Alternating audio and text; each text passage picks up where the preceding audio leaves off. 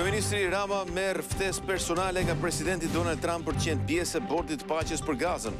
Rama thotë se ndjehet i nderuar dhe kjo e çon Shqipërinë në majën e paimagjinueshme në arenën botërore. Kjo ftesë sipas tij tregon edhe nivelin e partneritetit strategjik me Shtetet e Bashkuara. Në një takim me kryebashkiakët, kryeministri Rama tha se shkak i përmbytjeve ishte edhe papërgjegjshmëria e hedhjes së mbeturinave vend e pa vend. Ai njoftoi ngritjen e një flote pastrimi, ndërsa të zgjedhurve socialist u vuri kusht paketën e maleve për të kërkuar një tjetër mandat.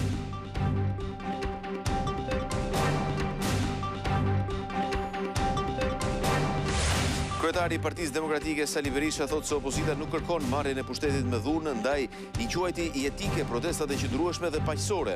Ai u shpreh se me Ramën nuk do të ketë kompromis për ndryshime kushtetuese.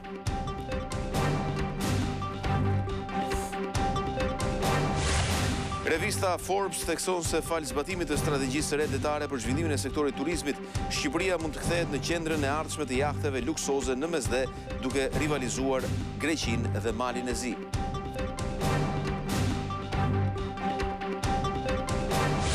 Për të emëruar drejtori një burgu në Shqipëri nuk ka nevojë të përmbushësh kriteret veçanta, edhe pse bëhet fjalë për institucione me rëndësi specifike. Deri në vitin 2021 aplikoi një garë, ndërsa më pas emërimet janë bërë pa konkurse. Pas kundërshtimit të planit të Shteteve të Bashkuara për marrjen e Groenlandës, presidenti Trump vendosi tarifa prej 10% për mallrat për 8 shtetet e Europës. Presidenti francez Emmanuel Macron i cilësoi të papranueshme dhe shtoi se do t'i kundërpërgjigjen. Publikimi online i fjalorit të madh të gjuhës shqipe me 125.000 njësi leksikore është konsideruar një hap i rëndësishëm për ekspertët, por mospërfshirja e Akademisë së Shkencave të Kosovës në këtë proces ka shkaktuar polemika.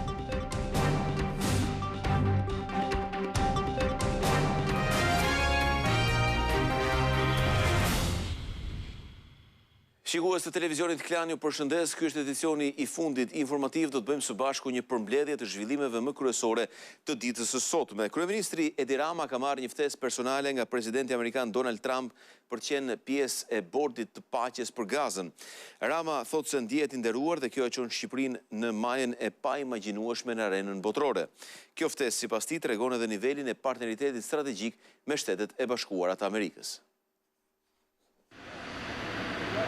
Presidenti amerikan Donald Trump i ka dërguar një ftesë personale kryeministrit Edi Rama që të jetë pjesë e bordit ndërkombëtar të paqes për Gazën, që do drejtohet nga vetë shefi i Shtëpisë së Bardhë, ku do të bëjmë pjesë edhe shumë lider botror. Lajmin e ka bërë të ditur vetë kreu i qeverisë në një postim në rrjetet sociale.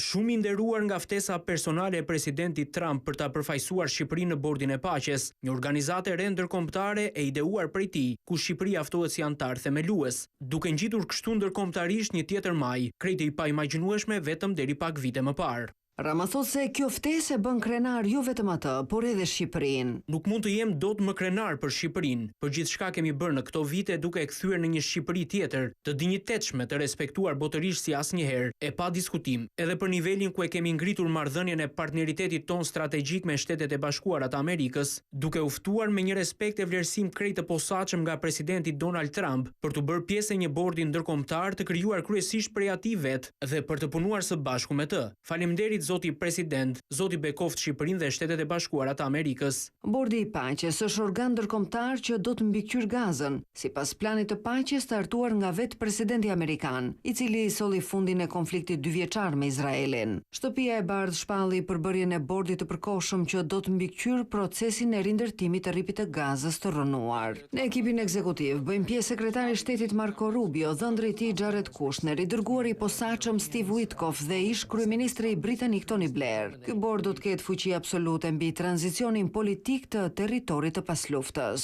Bordi do të mbikëqyr qeverinë e re të teknokratëve palestinez, e krijuar për herë të parë pas dekadash. Çdo vendim i tyre do të filtrohet nga Nikolaj Mladenov, ish i dërguari i OKB-s, që është emëruar përfaqësues i lartë. Ndërkohë siguria në terren do t'i besohet një forcë ndërkombëtare stabilizimi, e cila do të udhëhiqet nga generali amerikan Jasper Jeffers. Në bordin e nivelit të lartë bëjmë pjesë edhe miliarderi Mark Rowan dhe kreu i Bankës Botërore Ajai Banga, por ajo që ka ngritur polemika është mungesa totale e palestinezëve në vendimarrjen ekzekutive. Kritikët e kanë cilësuar këtë strukturë si koloniale, ku fuqitë e huaja dhe biznesmenët vendosin për fatin e një populli pa përfshirjen e tyre direkte. Pavarësisht skepticizmit, plani është miratuar formalisht si nga Izraeli ashtu edhe nga Hamasi. Në një takim me kryebashkiakët, kryeministri Edi Rama tha se shkak i përmbytjeve të fundit ishte edhe papërgjegjshmëria e hedhjes së mbeturinave vend e pa vend. Kreu i qeverisë njoftoi ngritjen e një flote pastrimi, ndërsa të zgjedhurve socialist u vuri si kusht paketën e maleve për të kërkuar një tjetër mandat. Edhe me kryebashkiakët e vendit, kryeministri Rama ripërsëriti se përmbytjet e fillim janarit erdhën jo vetëm nga faktor natyror, por edhe si pasojë e papërgjegjshmërisë, sa atyre që e shohin vendin si landfill duke hedhur mbeturina plastike ku të munden. Ky është krim shqiptar. Duhet të bëjmë çmos për ta frenuar këtë lemeri papërgjegjshmërie qytetare, të ngrejë një task force të përbashkët mes qeverisë dhe pushtetit vendor. Për të frenuar përmbytjet, Rama tha se do të ngrihet një flotë dedikuar për forcimin e infrastrukturës mbrojtëse. Me një fond të siguruar nga miqtan të çmuar të Emiratet e Bashkuara për 20 milion eurosh, të blejmë një sasi domethënëse mjetesh që vendosen në shërbim të ullimit, të pastrimit të gjithë kanaleve. Kritiku shpreh ndaj kryebashkiakëve, të cilët i ftoi ta shohin territorin me një qasje sipërmarrjeje dhe jo të presin para për të mbijetuar nga buxheti i shtetit. Duhet kaloni në një fazë tjetër. Nuk mundet dot të rrini dhe të prisni vetëm nga buxheti i shtetit, dhe të prisni vetëm nga tarifat dhe nga qerap. Kushti i tij për çdo kryebashkiak që do të rikandidojë në zgjedhjet e 2027-s është paketa e maleve, për të cilën shprehu jo pak rezerva nga të zgjedhurit lokal. Çfarë është kjo shkencë e madhe për të përcaktuar hartën ku do të bëhet ky zhvillim? Ambicia jon duhet të jetë 1000 investime nga kjo paketë. Nuk do të ketë asnjë kandidim të mundshëm nëse nuk do të jetë arritur targeti i këtij projekti. Turizmi është sfida e radhës, teksa shifrat sipas Edi Ramës flasin për një rritje me 6.6% më shumë në 2025-ën. Çdo bashki duhet të ketë planin e vet të sezonit. Prerazi tha se toka shtetërore do të jepet vetëm për shërbime hotelerie. I vetmi motiv për të dhënë tokë me një kontratë simbolike, që është kontrata €1, është hoteleria. Kapitulli i mjedisit mbetet kryesfidë në procesin e negociatave. Ndaj dhe urdhri Edi Ramës ishte i prerë për çdo që operon si biznes në këtë fushë dhe atë të sigurisë ushqimore. Je pjesë e një tregu me 450 milion njerëz. Nuk mundet dikush në Tibër apo në Gjirokastër të thotë do t'i therë baktit te trotuari i shtëpisë time. Në rast se nuk janë gati, nuk kanë asnjë rrugë tjetër përveç se të ulin qepenin. Në takimin me kryebashkiakët, Rama kërkoi gjithashtu edhe rritjen e kapaciteteve për arsimin profesional, duke nisur nga krijimi i kushteve për laboratorët dhe konviktet. Kryeministri Edi Rama pas sot nga afër edhe investimet infrastrukturore që po kryhen në qytetin bregdetar të Durrësit. Ai u ndal në kantierin e shëndetores Taulantja, ku po punohet për një projekt transformues të programuar nga Bashkia e Durrësit dhe fondi financuar nga Fondi Shqiptar i Zhvillimit. Projekti parashikohet realizohet në maj të këtij viti dhe do të krijojë një tjetër vlerë të shtuar për qytetin. Pjesë e shëndetores është edhe krijimi i një ishulli gjelbërimi ku priten të zhvillohen aktivitete ndryshme kulturore dhe sportive. Rama pa nga afër edhe projektin e godinës së parkimit të ri publik pranë stacionit të trenit. Ajo furnizohet me energji diellore dhe do të funksionojë si një qendër multimodale ku krahas 353 vendeve të parkimit për makinat dhe një stacion biçikletash janë krijuar hapësirat për funksione të tjera në shërbim të komunitetit.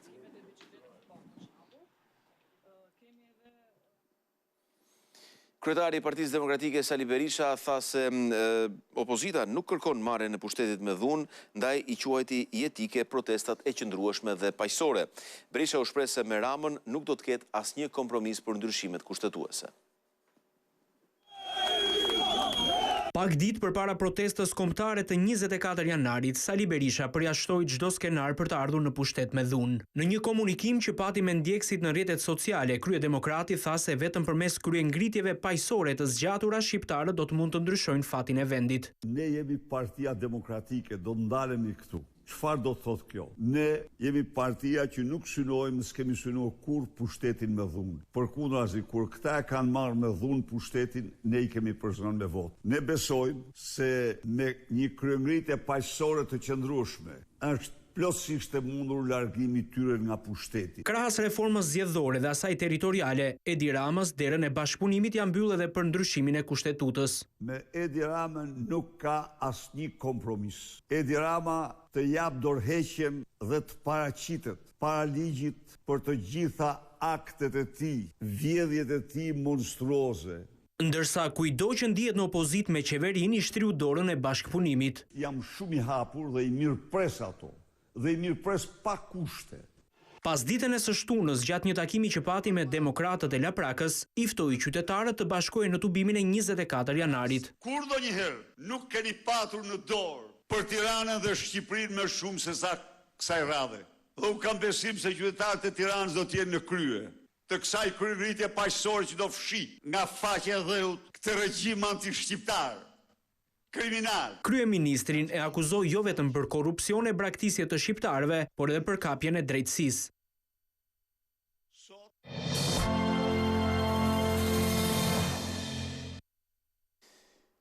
Në një artikull të botuar në revistën Forbes, theksohet se falë zbatimit të strategjisë rretëtare për zhvillimin e sektorit të turizmit, Shqipëria mund të kthehet në qendrën e ardhshme të jahteve luksoze në mesdet, duke rivalizuar Greqinë dhe Malin e Zi.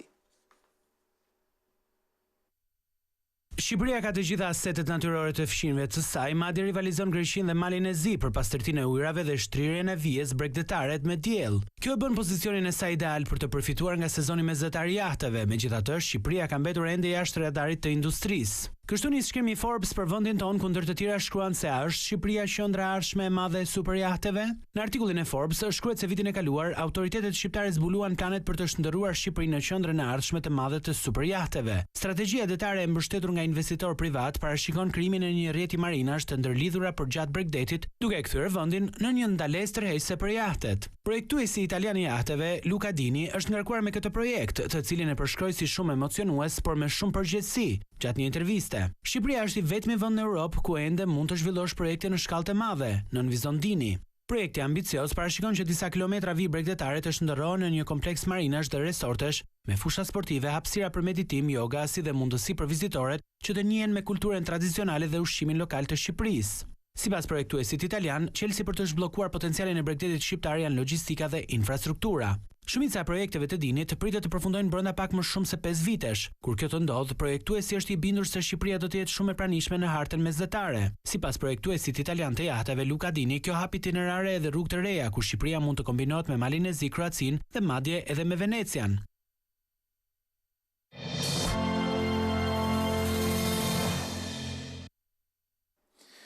Do të qëndrojnë në burg 3 nga 8 ish zyrtarët e burgut të Durrësit që u arrestuan pas arratisjes së Altin Docit. Gjykata e Durrësit vendosi që të lërë në arrest shtëpi e 2 të tjerë, ndërsa për 3 të tjerë u dha masa e detyrimit për t'u paraqitur. 3 nga 8 ish zyrtarët e burgut të Durrësit të vënë në pranga për shpërdorim të tyre pas arratisjes së Altin Docit janë lënë në masën arrest me burg nga gjykata e Durrësit. Mes tyre është edhe ish zëvendës shefi i policisë së këtij burgu dhe 2 nga 5 efektivët që shoqëronin 39 vjeçarin, nga ku i paraburgosuri mundi të arratiset. Ndërkohë për 2 prej ish zyrtarëve tokat e zeza kanë caktuar masën në arrest në shtëpi, teksa 3 të tjerë janë liruar me masën detyrim paraqitje. Pas seancës, avokatët e ish zyrtarëve, për të cilët ende ka një masë sigurie, u shprehën se prokuroria nuk ka prova dhe se klientët e tyre kanë zbatuar procedurat. Dalimi ka qenë tërësisht i paligjshëm dhe nuk u provua gjatë gjykimit asnjë shkelje të kornizës ligjore apo të akteve normative në lidhje me elementin e të vepruarit në kundërshtim pra me ligjin. Nuk ka asnjë gjë konkrete të saktë për që të thotë që po, kesh përdoruar detyrën dhe kesh kelur këtë nën të këtij ligji ose të kësaj rregulloreje. S'ka. 8 ish zyrtarët u arrestuan pas dyshimeve se nuk zbatuan procedurat e transportimit të një të burgosurin në spital, po për arratisjen e Altin Docit. Pas ditën e së premtes në pranga u vendos dhe ish drejtori i burgut të Durrësit, Indrit Cerloj, ndërsa u la në arrest shtëpie infermieria e institucionit. Për të emëruar në fakt drejtor burgu në Shqipëri nuk ka nevojë të përmbushësh kriteret veçanta edhe pse bëhet fjalë për institucione me rëndësi specifike. Deri në vitin 2021 aplikoi garë, ndërsa më pas emërimet janë bërë pa konkurse.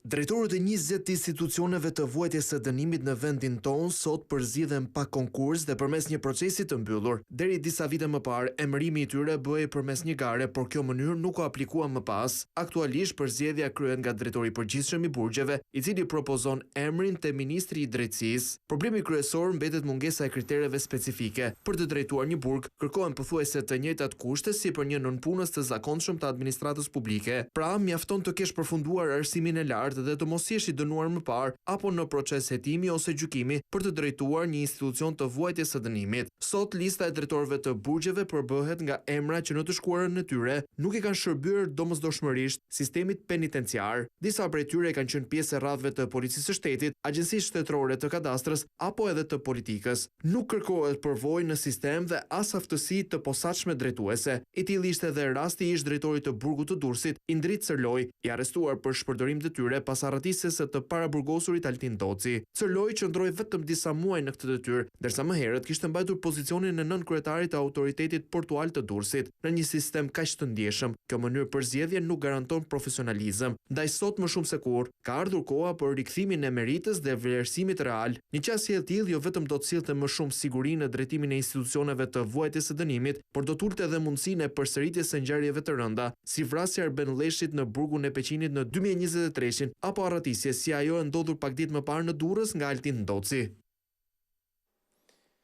Një 45 vjeçar i identifikuar si Ervin Kaftira është arrestuar nga policia e Tiranës pasi u gjet një pako me 1 kilogram kokainë.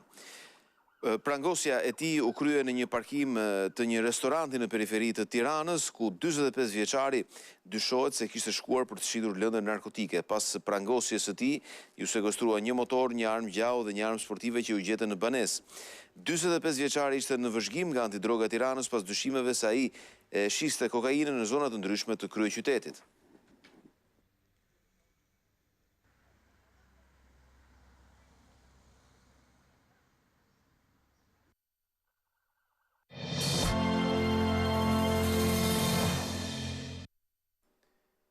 Pas kundërshtimit të planit të Shteteve të Bashkuara të Amerikës për marrjen e Groenlandës, presidenti amerikan Donald Trump vendosi tarifa prej 10% për mallrat për disa shtetet e Europës. Presidenti francez Macron i cilsoi të papranueshme taksat, duke theksuar se Europa do i kundërpërgjigjet në blok. Presidenti Donald Trump nëpërmjet rrjetit social Truth shpalli vendosjen e tarifave prej 10% ndaj atyre shteteve që kundërshtojnë marrjen e Groenlandës nga SBA apo që kanë dërguar ushtri në ishullin arktik. Ato janë Danimarka, Norvegjia, Franca, Britania e Madhe, Gjermania, Holanda e Finlanda. Zemërimi të Trump i ka shpëtuar Italia, që ka mbajtur një qendrim më të zbutur për çështjen e Groenlandës. Këto tarifa do të rriten në gjysmën e vitit. Duke filluar nga 1 qershori 2026, këto tarifa do të rriten në 25%. Detyrimet do të paguhen derisa të arrihet një marrëveshje për blerjen e plotë dhe totale të Groenlandës. I menjëhershëm ka qenë reagimi i evropianëve. Presidenti francez Emmanuel Macron tha se kërcënimet për tarifa janë të papranueshme dhe nuk kanë vend në këtë kontekst dhe se do të garantojnë sovranitetin e Evropës. Në reagimin në rrjetin social tha se evropianët do t'i përgjigjen në një mënyrë të bashkuar dhe të koordinuar nëse ato konfirmohen. Danimarka u shpreh e surprizuar nga vendosja e këtyre tarifave dhe tha se janë në kontakt me Komisionin Evropian, ndërsa kryeministri britanik Keir Starmer tha se vendimi i Trump për vendosjen e tarifave ndaj aleatëve në ndjekje të sigurisë kolektive të NATO-s është krejtësisht e gabuar. Ai shtoi se i takon Groenlandës dhe Danimarkës të vendosin për fatin e këtij ishulli dhe se çështjen e tarifave do ta diskutojnë drejt për së drejti me administratën amerikane.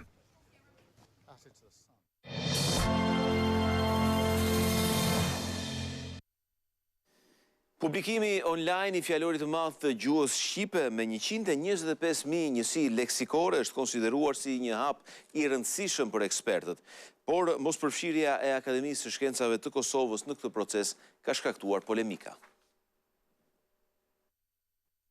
Pas 45 vitesh publikohet online Fjalori i madh i gjuhës shqipe. Gjuhëtarja Anila Kanana, njëherësh edhe koordinatorja e projektit, thotë se ai do i vinë në ndihmë drejt shkrimit të saktë të gjuhës.